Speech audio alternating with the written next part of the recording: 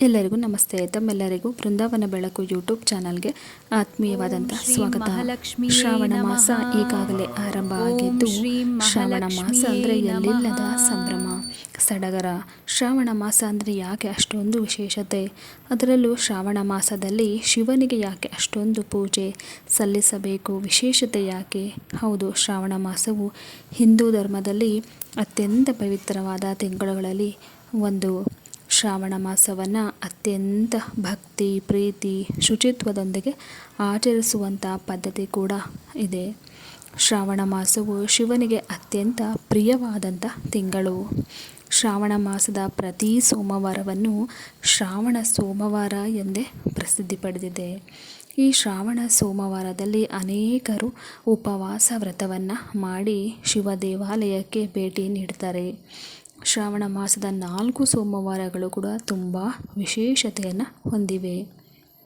3ನೇ ಸೋಮವಾರ ಆಗಸ್ಟ್ 17 ನಾಗರ ಪಂಚಮಿ ಕೂಡ ತುಂಬ ವಿಶೇಷವಾದಂಥ ಒಂದು ಹಬ್ಬ.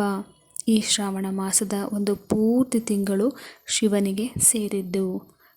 ಈ ಒಂದು ಮಾಸದ ವ್ರತ ಆಚರಿಸುವವರು ಕೆಲವೊಂದು ನಿಯಮಗಳನ್ನು ಪಾಲಿಸಬೇಕು. ಹಾಗೆ ಯಾವ ರೀತಿ ಆಚರಿಸಬೇಕು?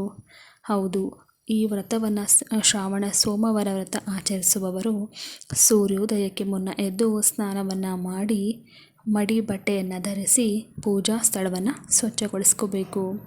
ಶಿವಲಿಂಗಕ್ಕೆ ಅಥವಾ ಶಿವನ ಫೋಟೋ ಹತ್ತಿರ ನೀರಿನ ಪಾತ್ರೆ ಇರಿಸಬೇಕು. ಮೊದಲು ಸಂಕಲ್ಪವನ್ನು ಮಾಡಿಕೊಳ್ಬೇಕು. ನೀವು ಯಾವ ಒಂದು ಕಾರ್ಯಕ್ಕಾಗಿ, ನಿಮ್ಮ ಇಷ್ಟಾರ್ಥ ಏನಿದೆ, ಯಾವ ಒಂದು ಕೆಲಸಕ್ಕಾಗಿ ನೀವು ಈ ಒಂದು ವ್ರತವನ್ನು ಮಾಡ್ತಾ ಇದ್ದೀರಾ ಅನ್ನೋದನ್ನು ನೀವು ಸಂಕಲ್ಪ ಮಾಡಿ ನಿಮ್ಮ ಹೆಸರು, ಗೋತ್ರ, ಹಾಗೆ ನೀವು ಈ ವ್ರತ ಯಾಕೆ ಮಾಡ್ತಾ ಇದ್ದೀರಾ ಅನ್ನೋದನ್ನು ಕೂಡ ಹೇಳ್ಕೋಬೇಕು. ನಂತರ ಶಿವನಿಗೆ, ಶಿವಲಿಂಗಕ್ಕೆ ಅಭಿಷೇಕವನ್ನು ಮಾಡಬೇಕು. ನೀರು, ಹಾಲು, ಜೇನುತುಪ್ಪ, ಸಕ್ಕರೆ, ಮೊಸರು ಹಾಗೆ ಬಿಲ್ಪತ್ರೆ ಇವುಗಳನ್ನು ನೀವು ತಪ್ಪದೆ ಶಿವನಿಗೆ ಅರ್ಪಿಸಬೇಕು. ಬಿಲ್ಪತ್ರೆ ಯಾವುದೇ ಕಾರಣಕ್ಕೂ ಕೂಡ ಹರಿದಿರಬಾರ್ದು, ಮುರಿದಿರಬಾರ್ದು. ದತ್ತೂರಿ ಮತ್ತು ಬಿಳಿ ಹೂಗಳನ್ನು ಶಿವನಿಗೆ ನೀವು ಅರ್ಪಿಸಬೇಕು. ಬೇರೆ ಏನೂ ಇಲ್ಲದಿದ್ದರೂ ಇವುಗಳನ್ನು ನೀವು ಶಿವನಿಗೆ ಅರ್ಪಿಸಿದರೆ ಶಿವ ಸಂತೃಪ್ತನಾಗ್ತಾನೆ, ನಿಮ್ಮ ಇಷ್ಟಾರ್ಥಗಳು ಕೂಡ ಈಡೇರುತ್ತೆ. ಪೂಜೆ ಸಮಯದಲ್ಲಿ ಓಂ ನಮಃ ಶಿವಾಯ ಮಂತ್ರವನ್ನು ಜಪಿಸಬೇಕು. ಸಾಧ್ಯವಾದರೆ ಮಹಾಮೃತ್ಯುಂಜಯ ಜಪವನ್ನು ಕೂಡ ನೀವು ಜಪಿಸಿ. ಆರತಿಯೊಂದಿಗೆ ನೀವು ಈ ಒಂದು ಪೂಜೆಯನ್ನು ಮುಕ್ತಾಯ ಮಾಡಬೇಕು. ಉಪವಾಸವನ್ನು ಮಾಡುವವರು ಸೂರ್ಯ ಅಸ್ತದ ನಂತರ ಅಥವಾ ನಿಮ್ಮ ಸಂಜೆ ಪೂಜೆಯ ನಂತರ ಉಪವಾಸವನ್ನು ಮುರಿಬೇಕು. ಉಪವಾಸ ಸಮಯದಲ್ಲಿ ಹಾಲು, ಹಣ್ಣು, ಸಾಬುದಾನ, ಹಾಲಿನ ಉತ್ಪನ್ನಗಳನ್ನು ಮಾತ್ರ ನೀವು ತಿನ್ನಬೇಕು. ಈರುಳ್ಳಿ, ಬೆಳ್ಳುಳ್ಳಿ ಸೇವನೆ ಮಾಡಬಾರ್ದು, ಸೂಕ್ತವಲ್ಲ. ಹಾಗೆ ಶಿವ ಮಹಾಪುರಾಣವನ್ನು ಸಮುದ್ರ ಮಂಥನ ಸಮಯದಲ್ಲಿ ವಿಶ್ವವನ್ನು ಉಳಿಸಲು ಹಾಲಾಹಲ ವಿಷವನ್ನು ನುಂಗಿರ್ತಾನೆ ಎಂದು ಕೂಡ ಹೇಳಿದ್ದಾರೆ. ಇದು ಶ್ರಾವಣದಲ್ಲಿ ಸಂಭವಿಸಿದ್ದು.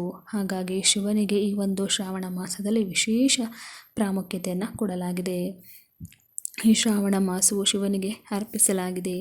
ಈ ಪವಿತ್ರ ಮಾಸವು ಭಕ್ತರಲ್ಲಿ ಭಕ್ತಿ, ಶಿಸ್ತು, ದಾನ, ವ್ರತ, ಉಪವಾಸ, ಧ್ಯಾನ, ಪ್ರಾರ್ಥನೆ, ಸರಳತೆ ಅಭ್ಯಾಸವನ್ನು ರೂಢಿಸುತ್ತೆ.